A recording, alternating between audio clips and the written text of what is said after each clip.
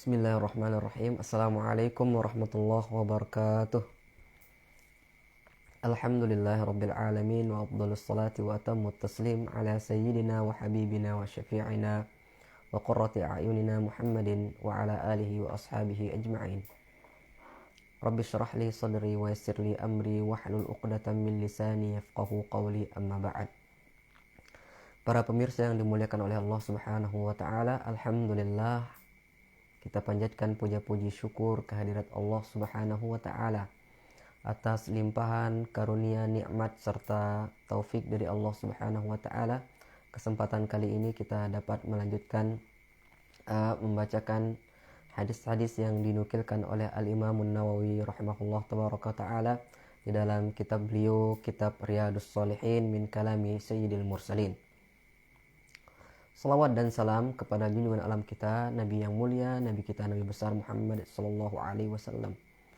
Semoga tetap tercurahkan kepada beliau, kepada keluarga beliau, kepada sahabat-sahabat beliau, dan kepada orang-orang yang mengikuti jejak langkah daripada sunnah-sunnah beliau tersebut sampai hari kiamat. Para pemirsa yang dimuliakan oleh Allah Subhanahu wa taala, kesempatan kali ini kita telah masuk di hadis yang ke-37. Hadis yang ke-37. Sebuah hadis yang diriwayatkan oleh sahabat yang mulia Abu Hurairah radhiyallahu taala anhu, begitu juga dengan Abu Sa'id Al-Khudri radhiyallahu taala anhu.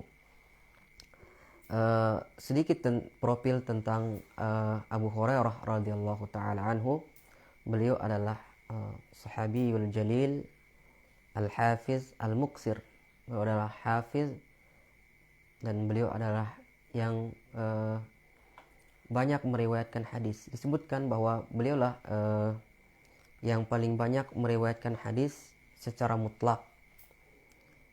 Dikatakan di dalam Musnad Baqi ibn Makhlad ya, bahwa Abu Hurairah radhiyallahu taala anhu beliau meriwayatkan kurang lebih daripada 5,000 hadisin wa 370 hadisan.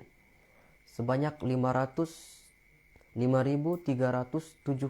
hadis. Wa huwa aktsarus sahabati hadisan, dan beliau adalah yang paling banyak meriwayatkan hadis. Dan perlu diketahui bahwasanya beliau yang paling banyak meriwayatkan hadis, bukan beliau yang paling banyak menghafal hadis. Karena kalau kita berpacu kepada orang yang paling banyak menghafal hadis, tentunya Abu Bakar As-Siddiq radhiyallahu taala anhu, begitu juga dengan Umar bin Khattab radhiyallahu taala anhu, beliau yang paling banyak menghafal hadis dari baginda Nabi SAW. Akan tapi Abu Bakar As-Siddiq setelah Nabi SAW wafat, beliau disibukkan mengurus pemerintahan, sehingga beliau tidak sempat untuk meriwayatkan banyak hadis. Oleh sebab itu Abu Hurairah radhiyallahu taala anhu, meskipun beliau intensitas lamanya beliau bertemu dengan Nabi SAW itu kurang lebih 3-4 tahun, akan tapi ada satu sifat yang dimiliki oleh Abu Hurairah sehingga beliau menjadi sahabat yang paling banyak meriwayatkan hadis. Disebutkan di dalam hadis itu bahwa pada suatu hari Abu Hurairah radhiyallahu taala anhu bertanya kepada Nabi SAW. Apa kata Abu Hurairah? Man as'adun nasi bi syafa'atika yaumil qiyamah. Suatu hari saya bertanya, kata Abu Hurairah radhiyallahu taala anhu, siapakah ya Rasulullah manusia yang berbahagia, yang paling berbahagia dengan mendapat syafaat darimu pada hari kiamat? Maka Nabi SAW pun menjawab pertanyaan dari Abu Hurairah radhiyallahu taala anhu ini. Akan tetapi sebelum menjawab pertanyaan ini, Nabi SAW mengomentari di antara sifat yang dimiliki oleh Abu Hurairah, ya, yang menjadikan beliau sebagai sahabat yang paling banyak meriwayatkan hadis, ya, bahkan secara mutlak beliau yang paling banyak menghafalkan hadis di antara sahabat-sahabat, beliau paling banyak meriwayatkan hadis di antara sahabat-sahabat yang lainnya. Apa kata Nabi SAW mengomentari pertanyaan Abu Hurairah? Laqad zanantu ya Aba Hurairah alla yas'alani, ya, alla yas'ala an hadzal hadisi ahadum awwalu minka. Laqad zanantu ya Aba Hurairah, sungguh aku mengira wahai Abu Hurairah, ya, alla yas'alani, bahwa an hadzal hadis ahadun awwalu minka, bahwa tidak ada sebelumnya yang menanyakan perihal pertanyaanmu ini, siapakah yang berbahagia mendapat syafaatku pada hari kiamat nanti, daripada sahabat yang lainnya. Belum ada yang menanyakannya, ya. Kemudian kata Nabi SAW, lima ra'aitu min hirsika 'alal hadis, karena aku melihat engkau ini wahai Abu Hurairah, engkau memiliki sifat yang hirs, yang tamak terhadap hadis. Dengan sifat yang dimiliki oleh Abu Hurairah radhiyallahu taala anhu inilah, ya, dan rekomendasi dari Nabi SAW inilah menjadikan Abu Hurairah radhiyallahu taala anhu, ya, menjadi sahabat yang paling banyak meriwayatkan hadis, dan nama beliau, ya, kekal dan akan terus disebut oleh lisan-lisan yang suci sampai hari kiamat nanti. Para pemirsa yang dimuliakan oleh Allah Subhanahu wa taala, kita baca hadis yang ke-37 ini. Wa an Abi Sa'idin wa Abi Hurairah radhiyallahu anhuma 'anil Nabi sallallahu alaihi wasallam. Dari Abi Sa'id Al-Khudri dan Abu Hurairah radhiyallahu taala anhuma, dari Nabi sallallahu alaihi wasallam qala, beliau bersabda, ma yusibul muslim, apa saja yang menimpa seorang muslim, apa saja itu, min nasabin, dari nasab, yaitu keletihan, wala wasabin, dan tidak pula sakit,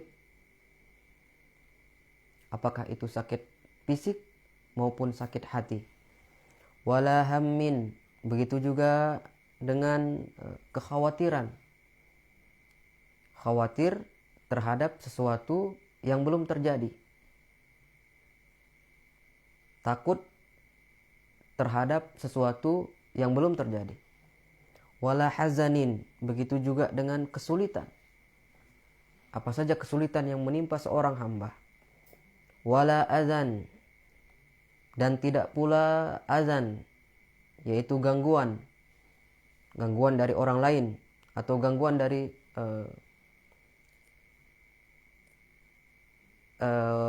yang bukan orang, misalnya hewan dan yang lainnya.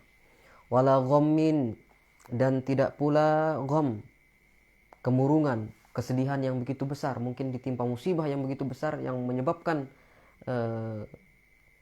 dia mengalami kesedihan yang sangat, hatta syaukatu yushakuha, sampai duri yang menusuk seorang hamba tersebut, illa kaffarallahu biha min khatayah, kecuali dengan musibah-musibah itu, ya, Allah Subhanahu wa taala dengannya akan menghapuskan dosa seorang hamba. Muttafaqun alaih, hadis ini diriwayatkan oleh Al-Imam Bukhari dan Imam Muslim. Para pemirsa yang dimuliakan oleh Allah Subhanahu wa taala, hadis ini memberikan faedah kepada kita tentang mahalnya harga seorang muslim. Mahalnya harga seorang muslim. Seorang muslim, segala apa yang menimpanya itu akan ada balasannya di sisi Allah Subhanahu wa taala. Keletihan, mungkin dia letih, lelah, ya, setelah dia bekerja seharian, atau mungkin badannya mengalami keletihan tanpa sebab. Bangun dia tidur, kemudian dia mengalami keletihan. Maka itu menjadi penyebab Allah Subhanahu wa taala menghapus dosanya. Begitu juga dengan sakit. Mungkin dia sakit perut, atau mungkin sakit demam, atau mungkin batuk, atau mungkin penyakit-penyakit yang lainnya. Maka itu adalah penyebab Allah Subhanahu wa taala dengannya menghapus dosa seorang hamba. Atau mungkin kekhawatiran terhadap sesuatu yang belum terjadi. Seorang manusia bisa saja dia dihinggapi dengan kekhawatiran, ya, khawatir anaknya sakit, khawatir dia tertimpa reruntuhan misalnya, runtuhan bangunan, atau khawatir dia anaknya tertabrak, atau bahkan dia yang tertabrak. Apa saja dari kekhawatiran, maka itu, ya, dengan sebab demikian, ya, Allah Subhanahu wa taala akan menghapus dosa seorang hamba. Oleh sebab itu, ini menunjukkan para pemirsa yang dimuliakan oleh Allah Subhanahu wa taala, ya, mahalnya harga seorang muslim. Dan ini tidak diperoleh kecuali seorang muslim yang memperolehnya. Apa kata Nabi sallallahu alaihi wasallam, ya, di dalam hadis yang lain itu, ya,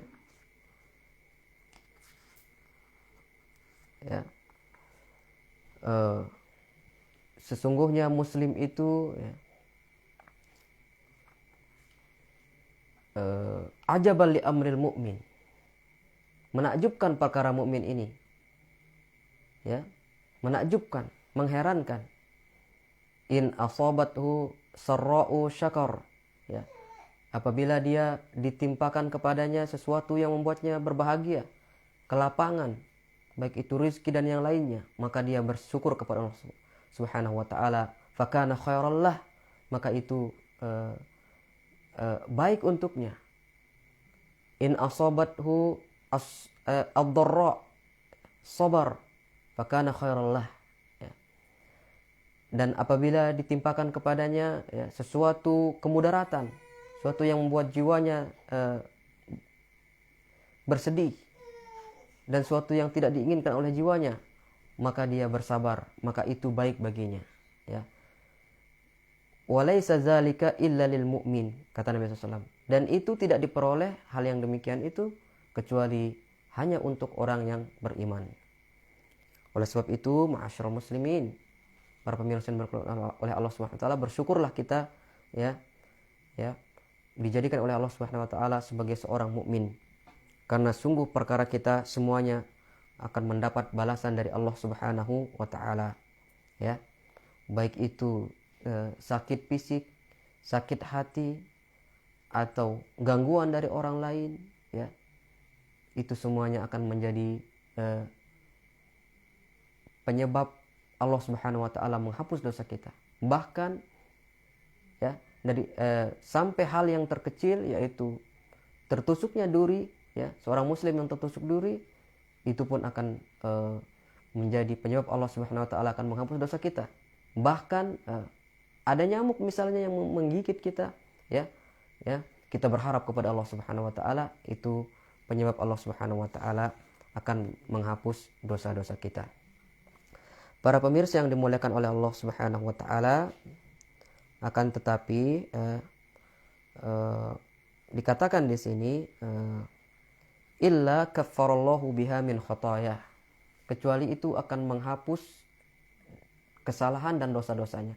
Kesalahan yang bagaimana yang akan dihapus oleh perkara-perkara ini, ya, dikatakan di dalam Nuzhatul Muttaqin, ba'du khataya, sebagian dari kesalahannya itu, li'anna ba'daz zunubi la tukaffiru bidzalik, karena sebagian dosa memang tidak bisa dihapus dengan musibah-musibah ini. Kahuquqin nas, seperti jika dosa itu yang berkaitan dengan ada hak orang lain, maka itu tidak bisa dihapus. Itu akan dihapus, ya, setelah, ya, seorang hamba meminta maaf kepada orang lain tersebut. Ya, kezaliman kepada orang, ya, itu tidak bisa dihapus dengan musibah-musibah ini. Wal kabair, begitu juga dengan dosa besar, ya, tidak dapat dihapus dengan musibah-musibah atau keutamaan yang disebutkan dalam hadis ini. Kan tapi dosa-dosa kecil ya itu maka Allah Subhanahu wa taala dengannya akan menghapus dosa-dosa tersebut. Kemudian para pemirsa yang dimuliakan oleh Allah Subhanahu wa taala, di dalam hadis ini tidak disebutkan kalimat sabar. Jadi tatkala seorang muslim ya ditimpa kepada dia keletihan, sakit, ya, kekhawatiran, kesedihan, ya, atau gangguan atau kemurungan yang besar sampai duri yang menusuk, tidak disebutkan di sini kalimat sabar. Akan tapi kenapa Al-Imam An-Nawawi rahimahullah tabaraka wa taala meletakkan hadis ini di dalam bab sabar? Apa alasannya Imam Nawawi rahimahullah tabaraka wa taala meletakkan hadis ini di dalam bab sabar?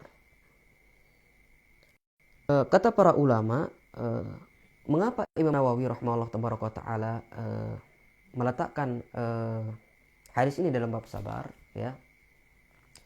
Kata para ulama, setidaknya ketika seorang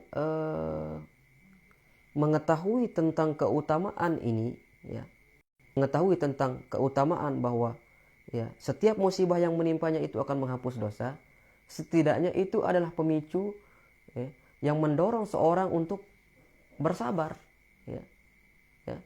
Ya, ketika dia ditimpa misalnya sakit demam begitu ya, atau sakit keras misalnya sakit perut yang menyebabkan dia masuk berbulan-bulan di rumah sakit ya, dengan mengetahui keutamaan ini ya, maka setidaknya itu mendorong dia untuk bersabar, tidak mengeluh kepada Allah Subhanahu wa taala. Oleh sebab itu sebagian ulama mengatakan ya, bahwa keutamaan ini tidak dipersyaratkan seorang itu harus ihtisab. Ya. Seandainya orang itu lalai dari keutamaan ini pun ya menyebabkan Allah Subhanahu wa taala akan menghapus dosanya walaupun dia lalai dari keutamaan ini. Oleh sebab itu Ibnu Mas'ud radhiyallahu taala anhu berpendapat segala macam musibah baik itu fisik maupun psikis ya, yang menimpa seorang muslim itu otomatis akan menghapus dosanya ya, selama seorang itu tidak mengeluh ya, meskipun dia lalai dari keutamaan ini, meskipun dia tidak tahu tentang keutamaan ini. Oleh sebab itu kata pensyarah hadis yang lainnya ya, dikatakan bahwa orang yang tertimpa musibah itu ya terbagi menjadi dua ya. Orang yang pertama, taratan idza usibal insanu tadzakkara al-ajr wa ihtasaba hadhihi al-musibah 'ala Allah fayakunu fiha faidatan ya. Orang yang pertama tatkala dia ditimpakan kepadanya musibah ya, kemudian ketika ditimpakan musibah itu dia mengingat akan keutamaan dari Allah Subhanahu wa taala. Kemudian dia berharap akan pahala dari musibah yang menimpanya itu. Maka dia orang ini mendapat dua keutamaan. Apa itu? Takfiruz dzunub, menghapus dosanya ya. Wa ziyadatul hasanat. Dan keutamaan yang kedua yang dia dapatkan adalah pahala ya. Jadi orang ketika ditimpa musibah ya, kemudian dia berharap pahala, maka dia mendapatkan dua keutamaan. Pertama, dihapus dosanya, yang kedua dia mendapat pahala. Kemudian orang yang kedua ya, tatkala dia ditimpa musibah, taratan yaghfal an hadza fayadhiqu sadruhu wa yusibuhu wa yusibuhu dajru aw ma ashbaha zalik wa yaghful an niyati ihtisabil ajr was thawab wassawabi 'ala Allah fayakunu fi dzalika takfirun li sayyi'atih ya. Ada orang-orang yang ditimpakan kepadanya musibah menyebabkan hatinya sempit ya, dan yang lainnya, kemudian dia lalai dari keutamaan ini ya. Dia tidak mengharap pahala dari Allah Subhanahu wa taala ketika ditimpakan musibah itu, maka dia hanya mendapat satu keutamaan. Apa itu? Ya. takfirun li sayyi'atih. Dia hanya mendapatkan bahwa dosa-dosanya akan dihapus. Oleh sebab itu, para pemirsa yang dimuliakan oleh Allah Subhanahu wa taala, seyogyanya seorang muslim tatkala dia tertimpa musibah, hendaknya dia ihtisab kepada Allah Subhanahu wa taala, ya. Setelah tentunya dia bersabar, ya, atas musibah yang menimpanya tersebut. Para pemirsa yang dimuliakan oleh Allah Subhanahu wa taala, kita baca di dalam Nuzhatul Muttaqin faedah apa saja yang bisa kita ambil dari hadis yang mulia ini. Sebutkan di sini, afadal hadis al-amradu wa ghairuha minal mu'ziyati allati tusibul mu'mini wa yasbiru 'alaiha sababun litathhirihi minaz zunubi. Ya, segala macam penyakit dan yang lainnya, ya, baik itu gangguan dan yang lainnya, ya, allati tusibul mu'min, yang menimpa seorang mukmin, wa yasbiru 'alaiha, sedangkan dia bersabar atas penyakit-penyakit tersebut atau gangguan-gangguan tersebut, itu adalah sababun, penyebab litathhirihi minaz zunub, ya, akan dibersihkannya seorang mukmin itu dari dosa-dosanya. Itu faedah yang pertama, bahwa setiap dosa, setiap penyakit, ya, apa saja itu, ya, baik itu penyakit fisik maupun psikis, ya, apakah itu penyakit yang ada di badan maupun berupa penyakit yang ada di dalam badan, ya, maksudnya adalah seperti kesedihan, seperti kemurungan, ya, seperti kekhawatiran, ya, itu adalah menjadi penyebab, ya, seorang akan dihapus dosanya, ya, selama dia bersabar, ya, kepada Allah Subhanahu wa taala. Kemudian faedah yang kedua, ya, al-musibatu ma'al jaza'i wad-dajari musibatan. Orang yang terkena musibah, ya, kemudian dia mengeluh, meronta-ronta, memprotes Allah Subhanahu wa taala, dia memperoleh dua musibah. Ya, jika seorang ditimpakan kepada musibah, tadi kita sudah sebutkan tadi, ya, ditimpakan kepadanya musibah kemudian dia bersabar, ihtisab kepada Allah, ya, maka dia mendapat dua keutamaan, dihapus dosa dan mendapat pahala.